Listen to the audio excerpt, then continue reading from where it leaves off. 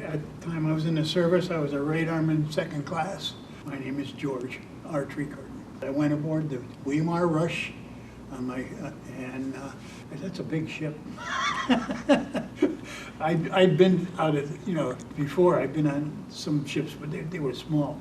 The Rush was the first ship I ever went aboard where they had big guns, and you were going out there and you were going to work. And usually we had a squadron. There was 4 of us in the squadron, or 8 of us actually. There was 2 squadron broke in half, and we'd go in different directions. But the Rush was, it had all the battle stars on it from Korea, and it was a ship that had been through everything. And some of the men on there were still Korean sailors during the Korean War, so they passed on stuff that they did and everything. And it makes you feel like you're accomplishing something. We're not out here just to go around and watch water. We're doing something. We did a lot of chasing of things that we can't talk about. I had top clearance. I had a suit of clearance for, and so I got into the radar group, and a lot of things we did were no one else knew what we were doing at that time. First time I saw the Rush, I walked down the dock and I saw this big bow in front of me, and it said DDR 714, and I says, "Oh my God, that's a big ship. That is big." And I just was overwhelmed with how big it was and how many sailors on it. And it took a while for me to get used to going from the bow to the stern.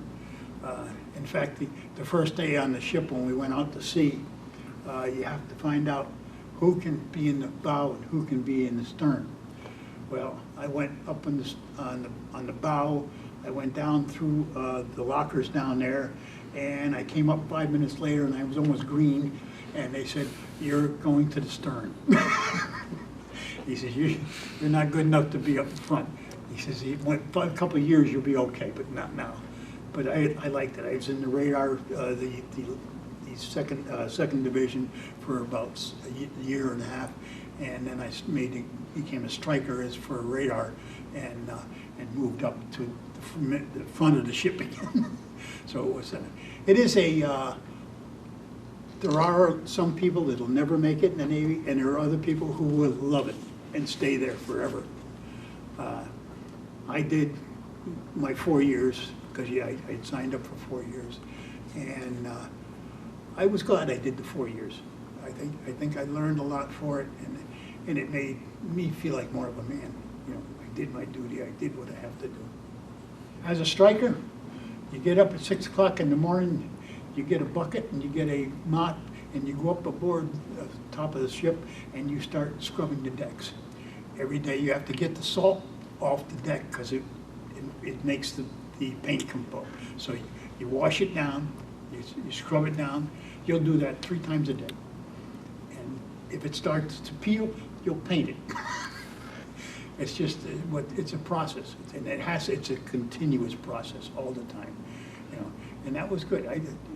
I enjoyed doing it. I love painting, and the boatswain that was in charge there, he asked me to clean up the boatswain locker, what they call a boatswain locker, where you keep everything, and I put everything in storage how it should have been. And he says, "Good, you don't have to paint anymore. You can stand up here and give him the paint." So I did that until, he says, finally, he says, "What do you want to be?" I says, "I want to be a radarman." That's when he signed the chit for me to get in to take a talk to the radarmen and see if they'd accept me and if they train me. And they liked what they saw, I guess, and they trained me. I stayed three years as a radarman.